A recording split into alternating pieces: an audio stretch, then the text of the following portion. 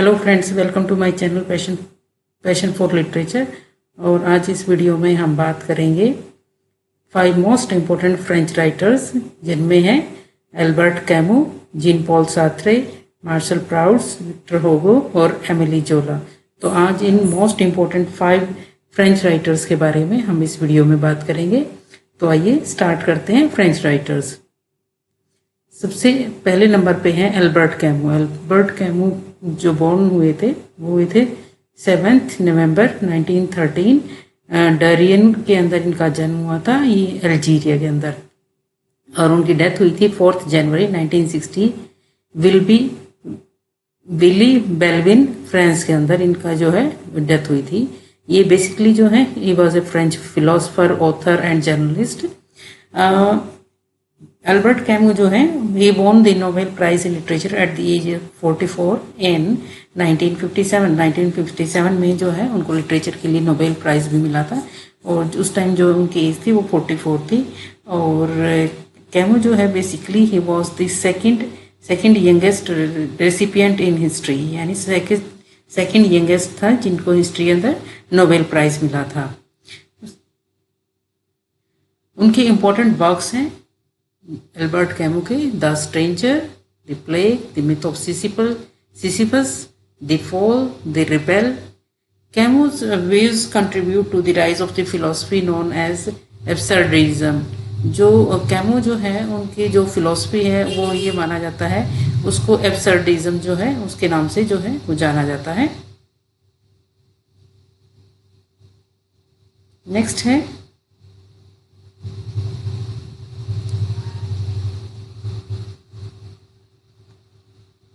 कैमू's first publication was a play. Camus ने जो सबसे फर्स्ट जो वर्क पब्लिश किया था वो एक प्ले था called revolt in the Asterias. Asterias के रिवोल्ट इन दी एस्ट्रियाज जो है ये इनका सबसे पहला प्ले था, ये पहला वर्क था, और ये रिटर्न विद 3 फ्रेंड्स इन मई 1936। और मई 1936 के अंदर अपने फ्रेंड्स के साथ जो है इन्होंने ये वर्क राइट किया था। और उसका सब्जेक्ट क्या था? The subject was the 1934 revolt by Spanish miners that was brutally suppressed by the Spanish government। और ये 1934 के रिवोल्ट के ऊपर जो है बेस था, जिसके के अंदर स्पेनिश गवर्नमेंट ने स्पेनिश माइनर्स जो था उनको ब्रूटली जो है सप्रेस किया था। कैमस separated his works into 3 cycles. कैमस ने अपने जो वर्क्स हैं मोस्टली उनको 3 साइकिल्स के अंदर जो है सेपरेट किया है, a novel, an essay and a play. इनके अंदर जो है उन्होंने अपने वर्क्स को जो है वो सेपरेट किया है।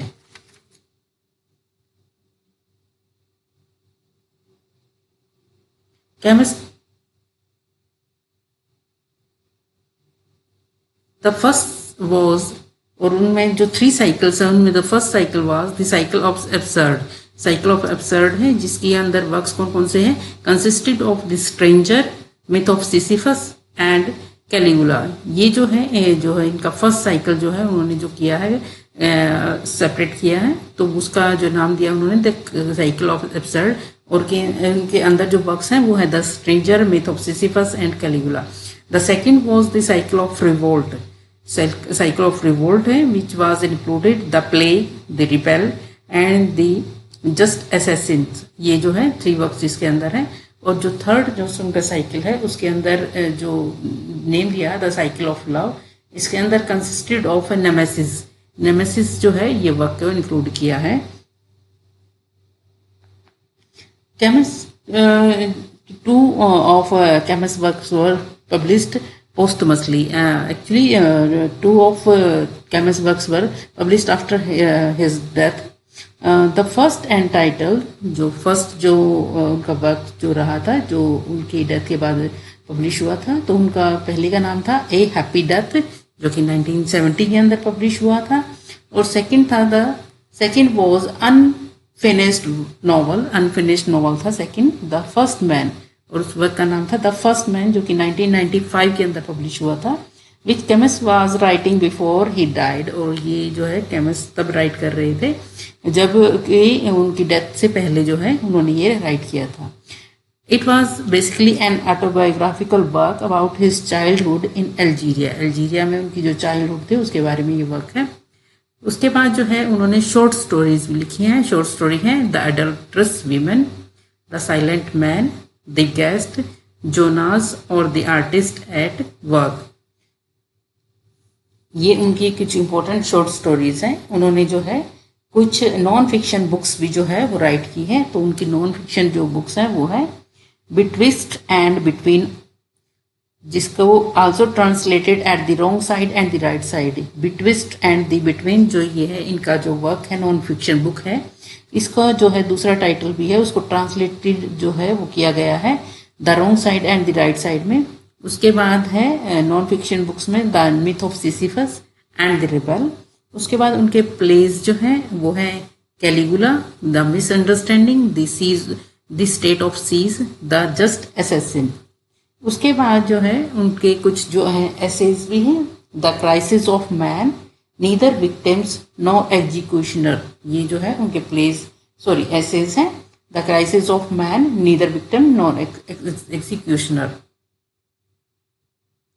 नेक्स्ट इम्पोर्टेंट जो राइटर हैं, फ्रेंच राइटर है, वो है Jean Paul Sartre. Jean Paul Sartre जो है उनके जो बॉर्न हुए थे 21 जून 1905 पेरिस फ्रांस के अंदर जो है इनका जो है बर्थ हुआ था, और इनकी डेथ हुई थी 15 अप्रैल 1980 पेरिस और फ्रांस में ही इनकी डेथ हुई थी। ये बेसिकली एक फिलोसफर थे, प्लेराइट थे, नॉवलिस्ट थे, बायोग्राफर थे एंड लिटरेरी क्रिटिक थे।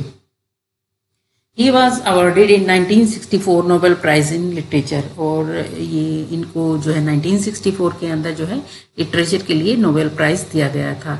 और स्टूडेंट्स मैं जो है वर्ल्ड लिटरेचर को कवर कर रही हूँ, और उसमें जो सबसे मेन इम्पोर्टेंट जो राइटर्स हैं उनको लेके जो है मैं वीडियो बना रही हूँ।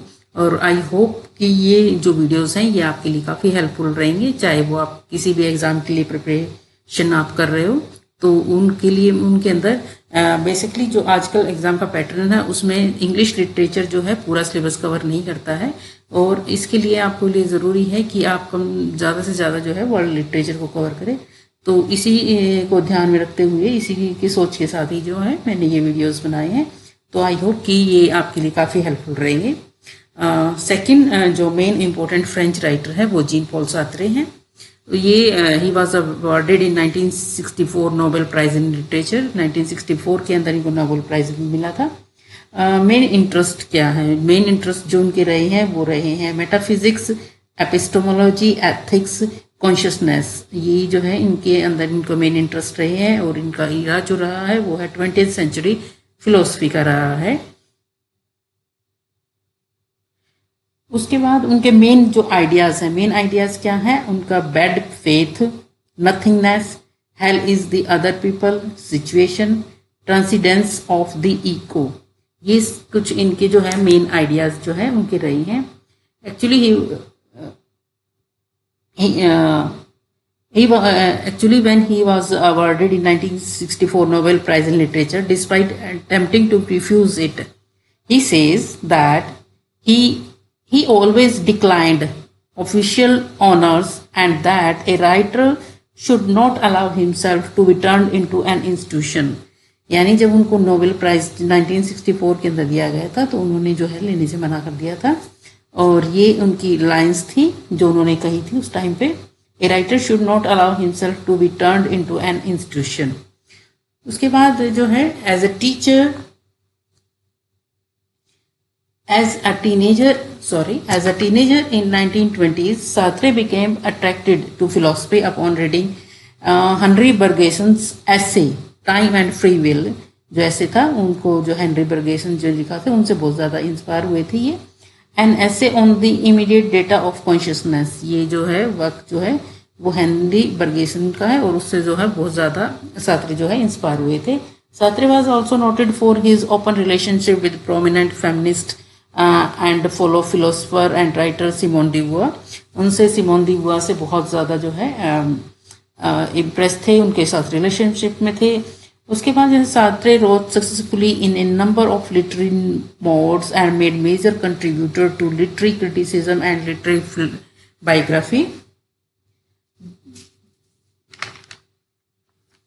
The best non work no exit contains the famous line, hell is other people Sartre के जो इम्पोर्टेंट वर्क है वो है नो एग्जिट, और उसके अंदर बहुत ही फेमस लाइन है, क्वेश्चन आपको इन लाइनों के ऊपर भी आता है। Hello is other people, hello is other people जो है वो इनके वर्क नो एग्जिट के अंदर ये लाइनें आई है। Sartre major work of fiction was the roads to freedom trilogy है, which charts the progression of how World War II affected Sartre's ideas. As a junior lecturer at the Havre in 1938, Sartre wrote the novel Nausea, which serves in some ways as a manifesto of existentialism and remains one of the most famous books. नॉइसा जो है वो उनका novel था जो बाद में जो है बहुत ज़्यादा फेमस हुआ था। The broad focus of Sartre life revolted around the notion of human freedom. जो मेन उनके आइडियाज़ थे, वो जो मेन जो व्यूज़ थे वो उनके जो ह्यूमन फ्रीडम है उनके आसपास जो है वो रिवोल्ट्स करते थे। और इनको इम्पोर्टेंट जो वर्क्स हैं वो कौन कौन से हैं? He write plays, screenplays, novels and short stories. उनके notable works हैं Nausea 1938, The Ball 1939, The Flies 1943, No Exit 1944, The Age of Reason 1945, The Reprieve 1945, The Respectful Prostitute 1946, Fraud, The Secret Passion 1962, No Exit उनका एक work है जो famous work है the no exit. It is basically is a French play, ये French play है by Jean Paul Sartre. The original title is the French equivalent of the legal term in camera. Camera जो है ये इसका जो है original title है, referring to a private discussion behind close doors. तो बेसिकली इसके अंदर क्या है, ये रेफर करता है private discussion behind close doors. उसके बाद the play begins with 3 characters. जो नो एग्जिट है उस प्ले के अंदर विद 3 कैरेक्टर्स वो find themselves waiting in a mysterious room. वो अपने आप को एक मिस्टीरियस रूम में जो है वो पाते हैं वेट करते हुए। It is depiction of after life in which 3 deceased characters are punished by being locked into a room together for eternity. It is a source of Sartre's famous phrase hell is other people। जैसे कि मैंने अभी बताया था कि इसके अंदर बहुत इंपॉर्टेंट जो फ्रेज है सार्त्रे का वो है hell is other people। उसके बाद उनके कुछ फिलोसफिकल एसेज हैं, the transcendence of the ego जो कि 1936 के अंदर पब्लिश हुआ, the imaginary 1940, being and nothingness 1943, existentialism is a humanism 1946, search for a method 1957। तो ये कुछ जो है इनके इम्पोर्टेंट फिलोसफिकल एसेज हैं। उसके बाद उनके कुछ क्रिटिकल एसेज भी हैं, एंटी सेमिट एंड जू 1946 के अंदर पब्लिश हुआ, situations 1 1947, situations 2 what is literature 1947 के अंदर पब्लिश हुआ। टोटल जो इनके जो क्रिटिकल ऐसे हैं सिचुएशंस के वो टोटल 10 पार्ट्स हैं। तो ये स्टूडेंट्स क्वेश्चन आपको आ सकता है जो इनकी क्रिटिकल एसेज हैं सिचुएशंस के वो कितने पार्ट हैं, तो एग्जैक्टली 10 पार्ट हैं सिचुएशंस के। द क्रूसिबल जो है वो स्क्रीन प्ले है 1957 के अंदर जो कि पब्लिश हुआ था। इनके ऑटोबायोग्राफिकल वर्क्स हैं, जीन पॉल सार्त्रे के कुछ ऑटोबायोग्राफिकल वर्क्स भी हैं। Sartre by himself, the words 1964, witness to my life and quiet moments in a war 1983, a war diaries notebooks from phoney war 1984। तो ये कुछ उनके ऑटोबायोग्राफिकल इंपॉर्टेंट वर्क्स हैं।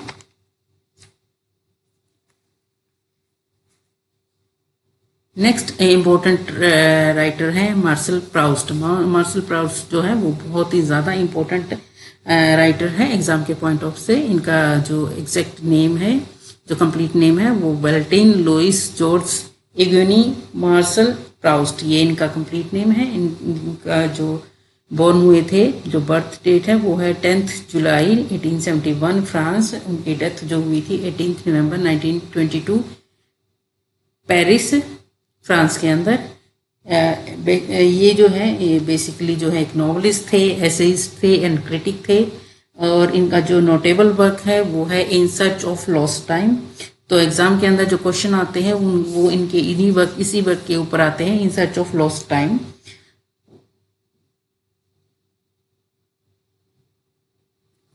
In Search of Lost Time.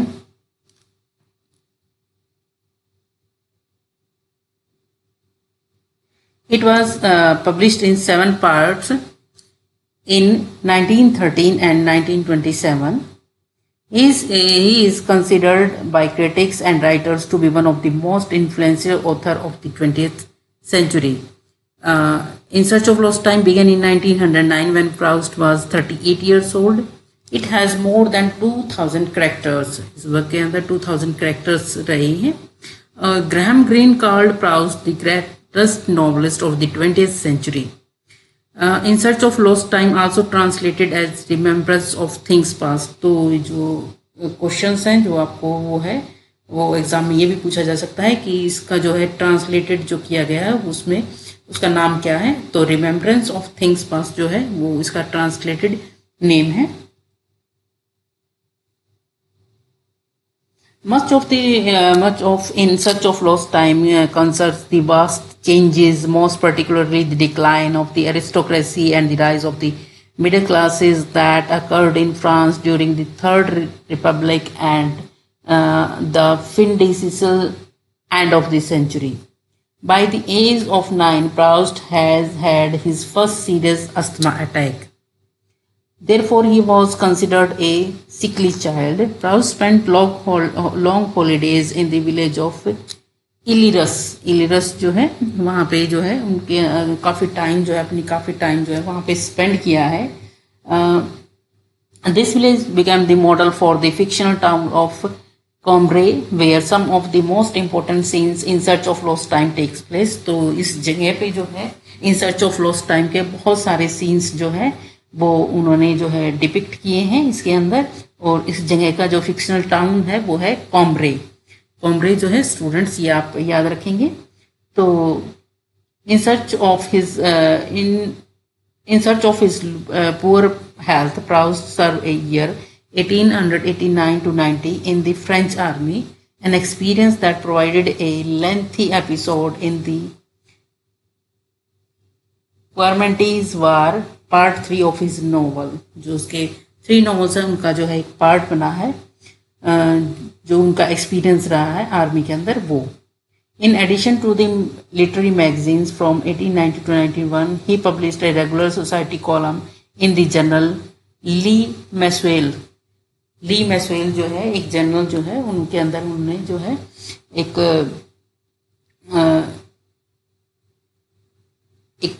जो column है वो भी publish करते थे।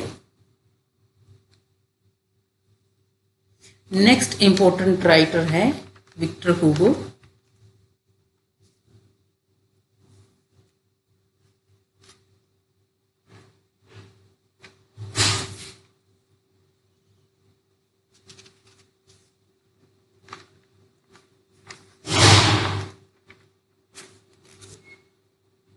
विक्टर हुगो जिनका फुल नाम है विक्टर मैरी हुगो। इनकी जो है इनका बर्थ हुआ था 26 फरवरी 1802 बेसन कॉन फ्रांस के अंदर और उनकी डेथ हुई थी 22 मई 1885 पेरिस ऑफ फ्रांस के अंदर। He is basically A poet, novelist, dramatist, senator, Pir of France and painter. उनका यूनर जो है वो बेसिकली वो नॉवेल्स लिखते थे, नॉवेल्स, पोइट्री और थिएटर। उनका लिटरेरी जो मूवमेंट रहा है वो रहा है romanticism.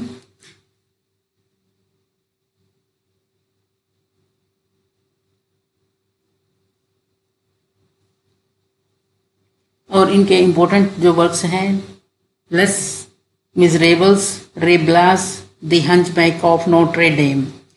He wrote lyrics, satires, epics, philosophic poems, epigrams, novels, history, critical essays. Actually, Hugo is considered to be one of the greatest and the best known French writers. His works touch upon most of the political and social issues. Hugo published his first novel the year following his marriage, Handy Island, 1823. His five more volumes of poetry, cementing his reputation as one of the greatest elegiac and lyric poet of his time. Uh, First mature work of fiction was published in Feb 1821, the last day of a condemned man. Hugo novel The Hunchback of Notre Dame was published in 1831. Hugo began planning a major novel about social misery and injustice as early as the 1830s. His no works published during his lifetime: Cromwell, Preface Only, Les Orientals, 1829, Odes and Ballads, 1826, The Last Day of a Condemned Man, Autumn Leaves, 1831, Napoleon the Little, 1852, The Legend of the Ages, 1859, The Man Who Laughs, 1869.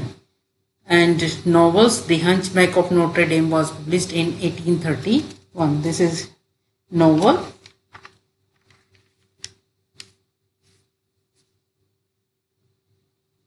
Next and last most important writer is Emily Zola. Emily's full name is Emily Edward Charles Antoine Zola.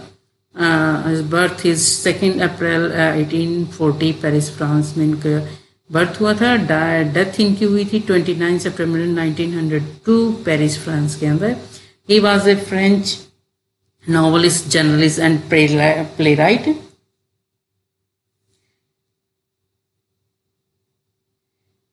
He is best known for his as a practitioner of the literary school of naturalism.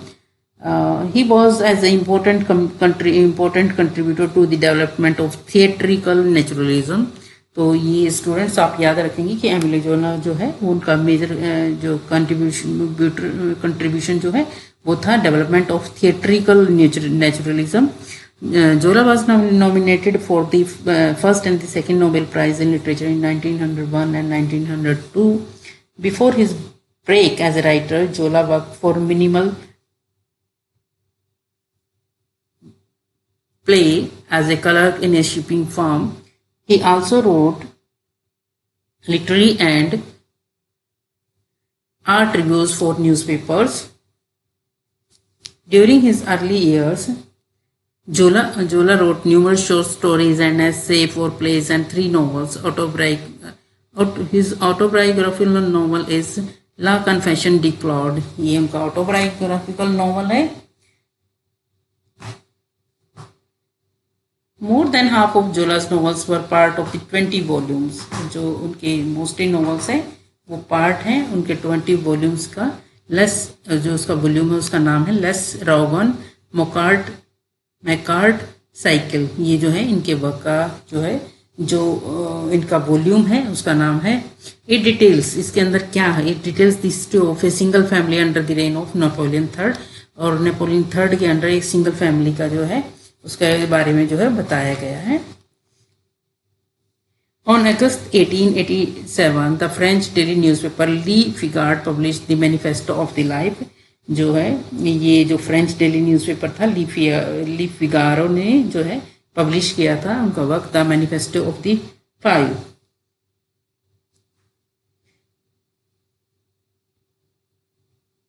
Zola strongly claimed that naturalist literature is an experimental analysis of human psychology.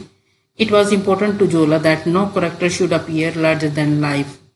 And Zola's works translated into English the Three Cities trilogy, the Three Cities Lourdes, the Three Cities Rome, the Three Cities Paris.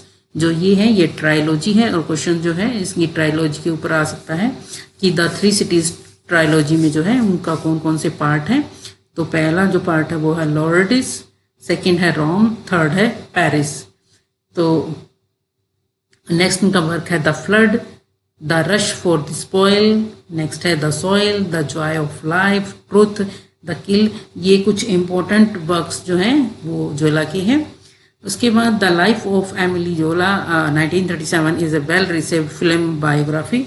तो ये जो है एक film biography है जो उसकी Emily जोला की लाइफ पे बेस्ड है। आई होप स्टूडेंट्स ये जो वीडियो है ये आपके लिए एग्ज़ाम के लिए काफ़ी हेल्पफुल रहेगा और आपके लिए काफ़ी बेनिफिट रहेगा ये वीडियो। तो इसी के साथ मेरा जो मेन टारगेट है वो यही रहेगा कि वर्ल्ड लिटरेचर के ऊपर जो आपको बहुत कम मटेरियल जो है अवेलेबल है, तो उससे रिलेटेड वर्ल्ड लिटरेचर से जितने मोस्टली जो इम्पोर्टेंट राइटर्स हैं उनको मैं कवर करूँ और उनसे रिलेटेड वीडियो बनाऊँ। तो इसी होप के साथ कि आपके जो है ये एग्ज़ाम में जो है काफ़ी हेल्प करेगा। तो इसी के साथ थैंक यू, मिलते हैं नेक्स्ट वीडियो में।